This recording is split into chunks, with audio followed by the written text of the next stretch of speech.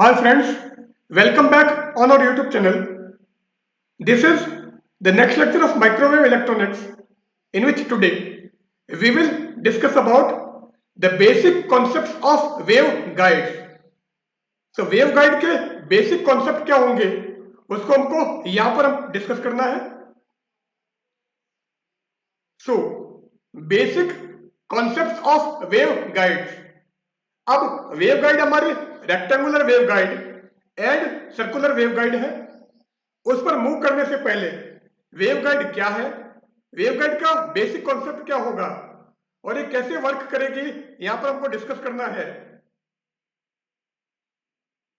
So basic concept of waveguides. Here we are showing a waveguide. It is actually in the form of a circular pipe. एक circular pipe की form में, एक cylindrical pipe की form में हमने guide ली है. So in figure a region of non-conducting space is bounded by an infinitely long perfectly conducting tube. तो ये जो हमने डायग्राम दिखाया है इसमें एक नॉन कंडक्टिंग स्पेस को एक infinitely long perfectly conducting tube में रखा है. मीन्स ये हमारा एक ट्यूब है, इसकी जो बाउंड्री है दीज आर कंडक्टिंग और ये जो बीच में मीडियम है this is non conducting medium.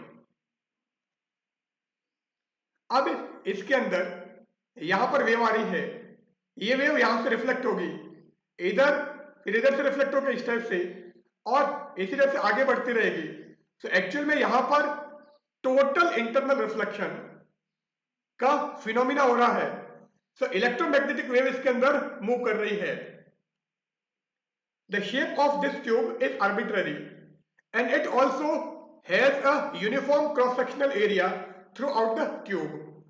So ये जो हमने डायग्राम दिखाया है इसमें ये जो ट्यूब है ये आपकी आर्बिट्ररी हो सकती है, पर इसका ये जो क्रॉस सेक्शनल एरिया है ये थ्रू आउट आपका कांस्टेंट रहेगा, इसमें कोई भी वेरिएशन नहीं आएगा.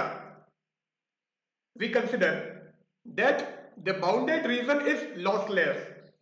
अब हम एक ऐसा बाउंडेड रीजन लेते हैं जो कि लॉसलेस है. इट मींस इसमें जो भी इलेक्ट्रोमैग्नेटिक वेव जाएगी उसमें कोई भी लॉस नहीं हो रहा है एनर्जी का. In this way a structure which guides the transmission of electromagnetic energy in the direction of the axis is called a wave guide. So wave guide में एक्चुअल में क्या हो रहा है, इलेक्ट्रोमैग्नेटिक एनर्जी का वेवगाइड के axis के along transmission होता है. अब डायग्राम में हमने एक वेवगाइड दिखाई है, इसका एक्सिस. सो इस तरह से वेव आपकी आगे बढ़ रही है. सो वेव आगे बढ़ेगी और वो किस डायरेक्शन में जाएगी, इसका जो एक्सिस है उसी के अलोंग. हमारी वेवगाइड हो गई. इस तरह से आपका वेव आगे मूव करता रहेगा और ये इसकी एक्सिस है वेवगाइड की. सो वेवगाइड की एक्सिस के अलोंग हमारी इलेक्ट्रोमैग्नेटिक एनर्जी ट्रांसमिट होगी, मूव करेगी. A waveguide is a cylindrical pipe bounded by a conductor of high conductivity filled with a dielectric having a very small loss of energy and having arbitrary cross section. अब waveguide actually एक cylindrical pipe है जो एक conductor से bound है और इस conductor की कंडक्टिविटी हाई है और इसके अंदर का जो स्पेस है वो डाइलेक्ट्रिक मीडियम से फिल किया हुआ है. ये जो डाइलेक्ट्रिक मीडियम है इसमें एनर्जी हमारी बहुत कम लॉस होती है और इसका क्रॉस सेक्शनल एरिया आर्बिट्ररी होगा. Now this was our waveguide. When electromagnetic wave enters into the waveguide, it undergoes multiple reflection from its wall and then it propagates along its axis. अभी मैंने कहा था कि ये हमारी वेवगाइड है. Waveguide में यहां से आपकी इलेक्ट्रोमैग्नेटिक एनर्जी आ रही है, ये इलेक्ट्रोमैग्नेटिक वेव आ रही है, से यहां से रिफ्लेक्शन होगा, ये आपकी यहां पर मूव करेगी वापस यहां से रिफ्लेक्शन होगा, यहां पर मूव करेगी, इसी तरह से वेव हमारी आगे मूव करती रहेगी और इस डायरेक्शन में प्रोपेगेट होगी, मूव करेगी। At a point on bound region, intensity of electric field and intensity of magnetic field vector satisfy the Maxwell's equation. So, bound region के पॉइंट पर electric field vector and magnetic field vector हमारा Maxwell equation को satisfy करेगा। और Maxwell equation मैंने मेरे last lecture में बताई थी, उन्हीं मैक्सवेल इक्वेशन को हमको यहां पर यूज करना है। सो मैक्सवेल का थर्ड इक्वेशन था del cross E equal to minus delta B by delta T and B equal to mu H. Here mu is permeability of medium. So आप क्या करोगे, इस बी की जगह म्यू एच पुट कर दो। सो म्यू हमारा कांस्टेंट है, इसलिए इसका डिफरेंशियल नहीं होगा, तो इसको आप डिफरेंशियल से बाहर ले लोगे। So del cross E equal to minus mu delta H by delta t. This was our Maxwell's third equation. Now, Maxwell's fourth equation, del cross H equal to J plus delta D by delta T. Here J is conduction current density and J is actually sigma E and D is electric displacement vector and electric displacement vector is epsilon E. So D हमारा epsilon E है and J हमारा sigma E है. So D equal to epsilon E. Here epsilon is permittivity of medium and J equal to sigma E. Here sigma is conductivity and E is electric field. So J को हमने sigma E put कर दिया and D को हमने epsilon E put कर दिया. So del cross H equal to sigma E plus epsilon delta E by delta T. तो del cross H की वैल्यू हमको ये मिल गई. Now for non-conducting medium sigma equal to 0. So अगर मीडियम हमारा नॉन कंडक्टिंग है तो उसकी कंडक्टिविटी 0 होगी. तो आप इस सिग्मा को 0 कर दो. तो जैसे ही सिग्मा 0 होगा ये 0 हो जाएगा. So del cross H equal to epsilon delta E by delta T. So del cross H हमारा ये आ गया एंड डेल क्रॉस ई हमारा minus mu delta H upon delta T है. Now Maxwell's first equation, del dot D equal to rho and D is electric displacement vector. So D हमारा electric displacement vector है and rho is volume charge density. So D equal to epsilon E and for free space rho equal to 0. So free space के लिए हम rho को 0 कर देते हैं. So ये 0 हो गया. So del dot of epsilon E equal to 0. Epsilon constant है, so del dot E, epsilon बाहर ले लिया आपने, इक्वल टू 0 है तो एप्सिलॉन को आप नीचे ट्रांसफर करोगे. So del dot E equal to 0 और divergence equal to 0. So divergence equal to 0 और del dot equal to 0. Now del dot B equal to 0 और del dot H equal to 0. So del dot H equal to 0 करते हो and B equal to mu H होता है. So अगर मैं इस H की जगह बी बाई म्यू पुट करूं एंड म्यू हमारा कांस्टेंट है, इस म्यू को इस 0 से मल्टीप्लाई कर दो. So del dot B that is divergence B equal to 0. So Maxwell second equation से del dot B equal to 0. So Maxwell first equation से del dot E equal to 0 हो गया. मैक्सवेल सेकेंड इक्वेशन से del dot B equal to 0. Maxwell third equation से del cross equal to minus mu delta H by delta T and from Maxwell fourth equation del cross H equal to epsilon delta E by delta T. So ये 4 equation हमको मिल गई है. Now here electric field vector E and magnetic field vector H are the functions of position and time. So E and H हमारा position and time का function है. It means E is a function of R and T. और R को आप कौन सा coordinate system use कर रहे हो उसके हिसाब से आपका वेरी करेगा.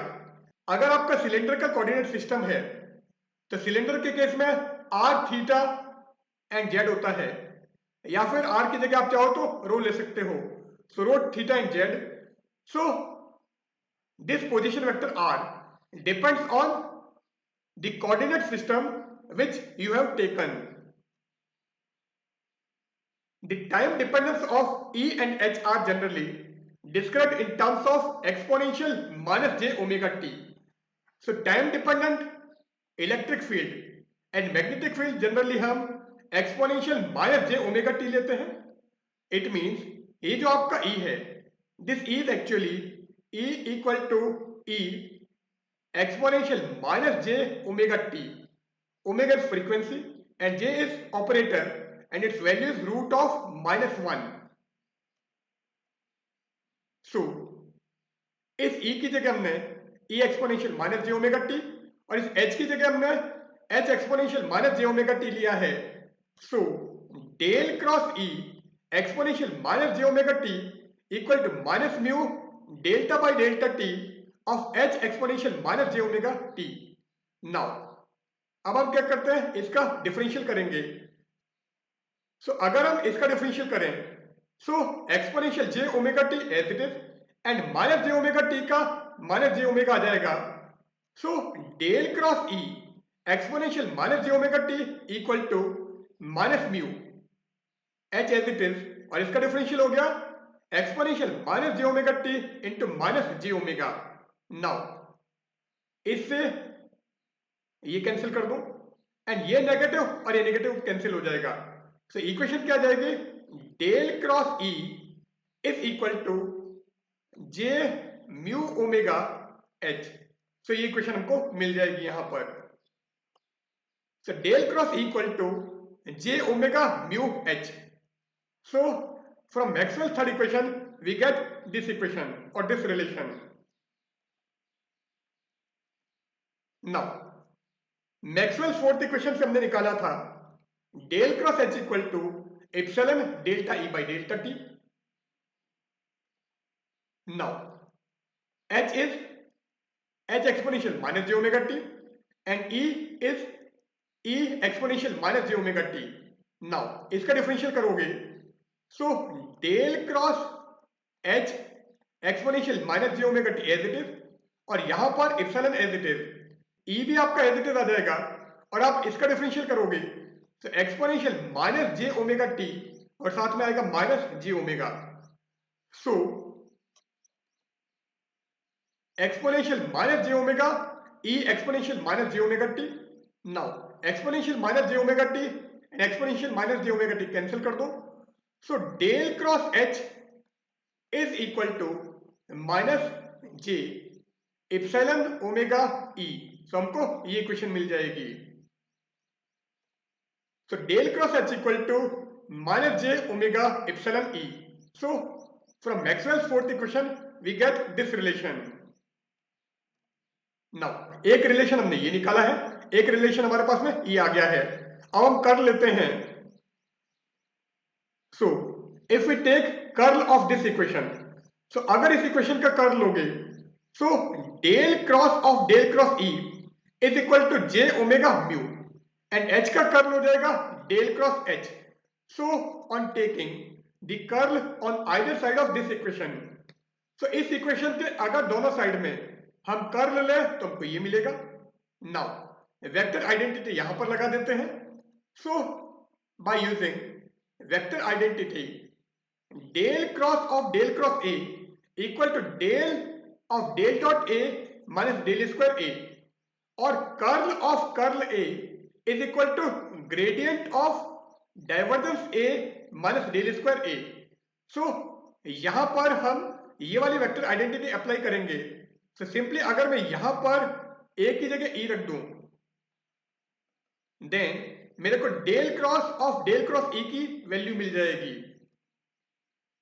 सो del of del dot E minus del square E, that is gradient of divergence E minus del square E is equal to J omega mu, और डेल क्रॉस एच क्या हो गया minus J omega epsilon E.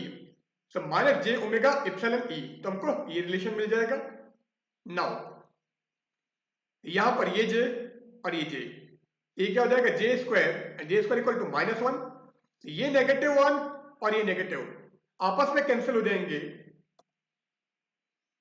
And del dot ई हमारा 0 है। सो यहां पर आप 0 कर दो, तो ये तो 0 हो गया और यहां पर ये माइनस जे स्क्वायर आपका 1 हो गया। So minus del square E equal to omega square mu epsilon E, तो हमको ये रिलेशन मिल जाएगा।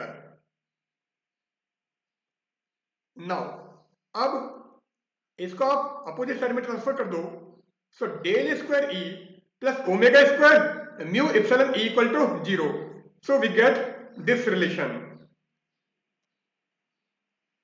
सिमिलरली अगर हम ये इक्वेशन यूज करें और इसका कर्ल लें, उसके बाद में ये वाली वेक्टर आइडेंटिटी अप्लाई करें और यहां पर जो कर्ल ई आएगा उस कर्ल ई की जगह ये पुट करें, तो हमको क्या मिलेगा, del square H plus omega square mu epsilon H equal to 0। So electric field के लिए ये इक्वेशन एंड मैग्नेटिक फील्ड के लिए हमको ये इक्वेशन मिल गई है। Now since electric field vector E and magnetic field vector H both are the functions of position and time, so if अभी मैंने कहा था कि electric field vector E and magnetic field vector H दोनों position and time के function है। So if E r equal to E exponential J K Z, पहले हमने टाइम वेरिएशन अलग शो किया था, अब यहां पर हम पोजीशन को शो कर रहे हैं। सो ई आर को अगर हम ई एक्सपोनेंशियल जे के जेड लिखें, क्योंकि वेव हमारी जेड डायरेक्शन में प्रोपेगेट हो रही है, एंड हियर के इज गाइड प्रोपेगेशन कांस्टेंट। सो जो हमने वेव गाइड ली है उस वेव गाइड का वेव प्रोपेगेशन कांस्टेंट के है, एंड इलेक्ट्रिक फील्ड के लिए वैल्यू हमने निकाली थी del square E plus omega square mu epsilon ई।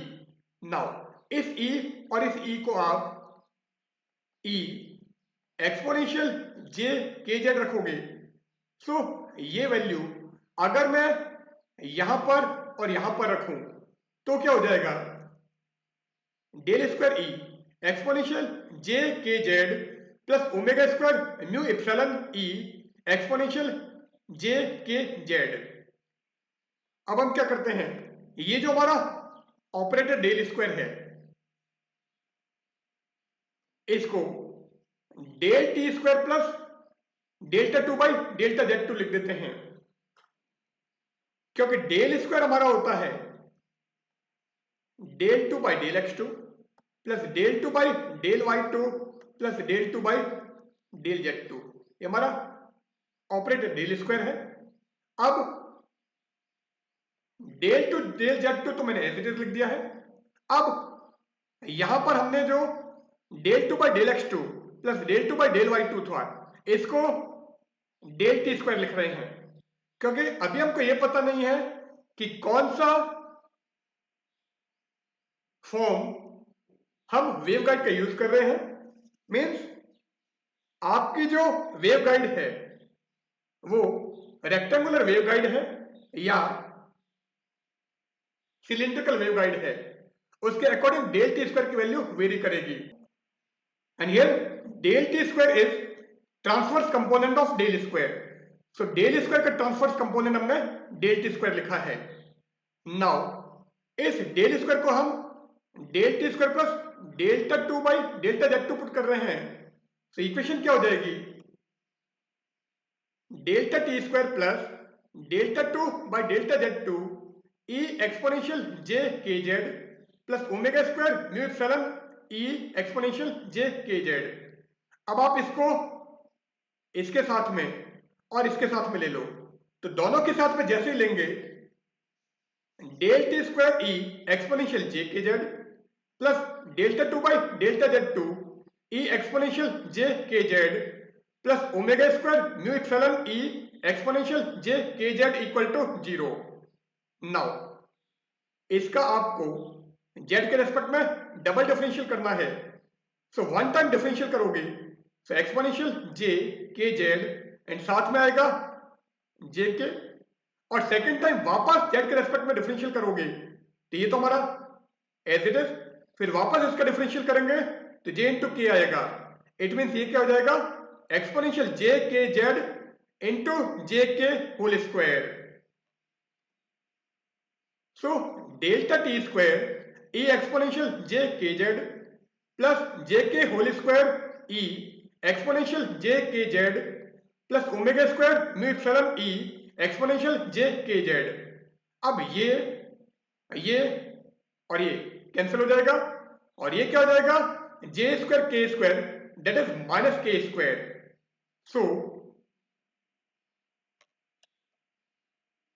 Delta T square E minus के square E plus omega square mu epsilon E equal to 0। Now इन दोनों में से ई आप कॉमन ले लो, तो जैसे ई कॉमन लोगे ब्रैकेट में क्या आएगा, omega square mu epsilon minus के स्क्वायर। सो इक्वेशन हमको क्या मिलेगी, del T square E plus omega square mu epsilon minus के square E equal to 0। So हमको ये इक्वेशन मिल जाती है। नाउ ये इक्वेशन अभी हमने निकाली है and let omega square mu epsilon minus के स्क्वायर इज के डैश स्क्वायर, तो इसको आप के डैश स्क्वायर पुट कर दो। सो ये इक्वेशन हमारी चेंज हो जाएगी। So del T square E plus K dash square equal to 0।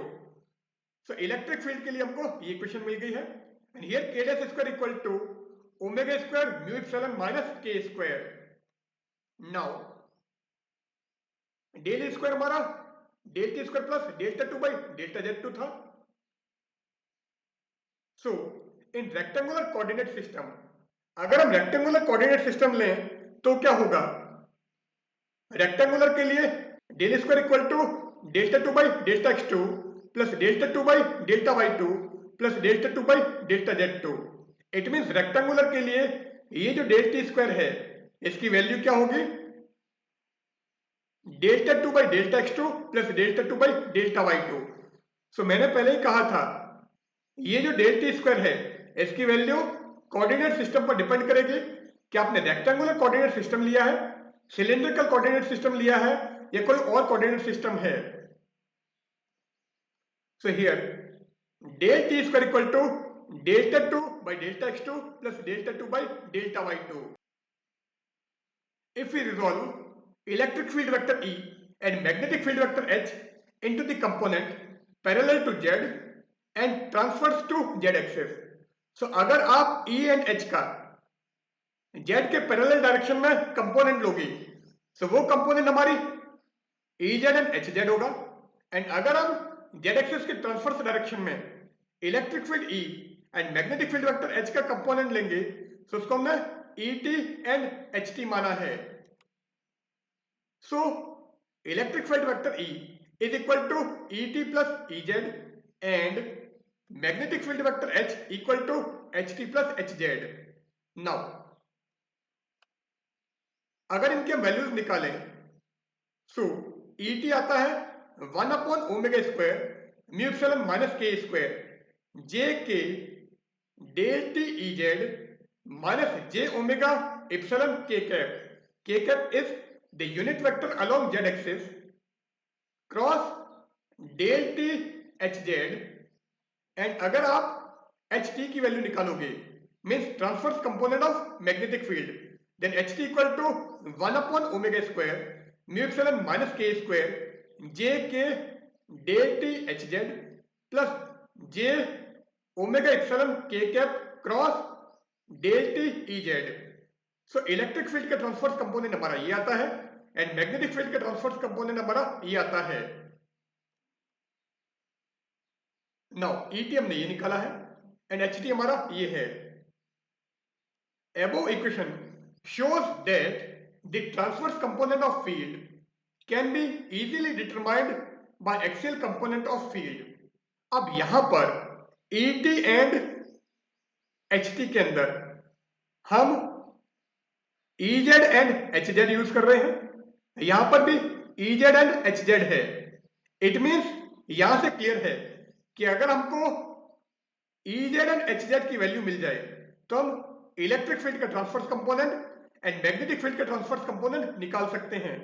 सो केवल आपको ई जेड एंड एच जेड की रिक्वायरमेंट है। सो it is sufficient to determine the axial component of field and appropriate solution of equations of E and H. So electric field vector E and magnetic field vector H का अगर आपको appropriate solution निकालना है, so E and H का केवल axial component हम निकाले तो वो हमारा sufficient होगा। and equation हमारी थी del t square E plus k dash square E equal to 0। सो इस E को हम E Z plus E T लिख रहे थे और मैंने कहा है कि E T and H T हम simply E Z and H Z से निकाल सकते हैं। सो हम यहां पर E की जगह सिंपली ई जेड लिख देते हैं। So del T square E Z plus K del square E Z equal to 0 and magnetic field के लिए आ जाएगा del T square H Z plus K del square H Z equal to 0। At boundary, the tangential component of electric field vector and normal component of magnetic field vector are continuous. So, दो medium की boundary है क्योंकि ये हमारी wave guide है। सो एक medium आपका इधर है एंड एक मीडियम आपका यहां पर है। सो ये जो बाउंड्री है ये इस मीडियम और इस मीडियम की बाउंड्री है। सो बाउंड्री की हम बात कर रहे हैं। सो बाउंड्री कंडीशन हम लेंगे। So at boundary, the tangential component of E and normal component of H are continuous. So electric field E का tangential component and magnetic field H का normal component हमारा continuous होगा। कहां पर? बाउंड्री के cross. Since the boundary condition for electric field vector E and magnetic field vector H are different, so they cannot be satisfied simultaneously. So boundary condition हमारी electric field vector E and magnetic field vector H दोनों के लिए different है। It means electric field की जो equation है and magnetic field की जो इक्वेशन है वो दोनों साइमल्टेनियस सेटिस्फाई नहीं होंगी। Therefore the electromagnetic fields are divided into two categories. इसीलिए हमने इलेक्ट्रोमैग्नेटिक फील्ड को दो कैटेगरी में डिवाइड किया है। It depends on either Ez is present or Hz is present or both. So केवल इलेक्ट्रिक फील्ड का टेंजेंशियल कंपोनेंट प्रेजेंट है या मैग्नेटिक फील्ड का टेंजेंशियल कंपोनेंट प्रेजेंट है, ये दोनों प्रेजेंट है। इसके हिसाब से हम इलेक्ट्रोमैग्नेटिक फील्ड को दो पार्ट में डिवाइड करेंगे। Now first one is transverse electric mode, that is TE mode. So transverse electric mode में क्या होगा? In this case, Hz is present and Ez equal to 0 everywhere. So, transverse electric mode अगर है, then electric field का tangential component हमारा 0 होगा, means magnetic field का tangential component हमारा present होगा। and electric field के transverse component के लिए equation हमारे पास में ये थी। अब हमने कहा है कि Ez हमारा 0 होगा तो आप इसको 0 कर दो। तो जैसे इसको 0 करोगे E T equal to minus J omega epsilon upon omega square mu epsilon minus के square K cap cross del T H Z, क्योंकि ये हमारा 0 हो गया। तो जैसे ये 0 होगा ये क्या आ जाएगा 1 upon omega square mu epsilon minus के स्क्वायर इंटू माइनस जे omega epsilon K cap cross del T H Z, और ये हमने यहां पर लिखा है। नाउ मैग्नेटिक फील्ड के ट्रांसवर्स कंपोनेंट के लिए इक्वेशन ये थी। अब Ez को आप 0 कर दो, तो जैसे ये 0 करोगे ये फैक्टर हमारा 0 हो गया। सो अब केवल ये बचेगा। सो एच टी क्या आ जाएगा? H T equal to J K upon omega square mu epsilon minus के square del T H Z. So E T हमारा ये हो जाएगा, एच टी हमारा ये हो जाएगा। नाउ ट्रांसवर्स मैग्नेटिक मोड, अभी हमने ट्रांसवर्स इलेक्ट्रिक मोड लिया था, अब अगर हम ट्रांसवर्स मैग्नेटिक मोड लें मींस टीएम मोड लें तो क्या होगा? In this case Ez is present and Hz equal to 0 everywhere. So transverse electric में Ez हमारा 0 था एंड ट्रांसवर्स मैग्नेटिक के अंदर Ez प्रेजेंट होगा जबकि Hz 0 होगा. सो ट्रांसवर्स मैग्नेटिक है, सो मैग्नेटिक फील्ड का एक्सियल कंपोनेंट 0 होगा. ET की इक्वेशन हमारी ये थी. अब यहां पर इस Hz को आप 0 कर दो, तो जैसे Hz को 0 करोगे ये फैक्टर हमारा बच जाएगा. So ET equal to J K upon omega square mu epsilon minus के square del T ET. HT ये था.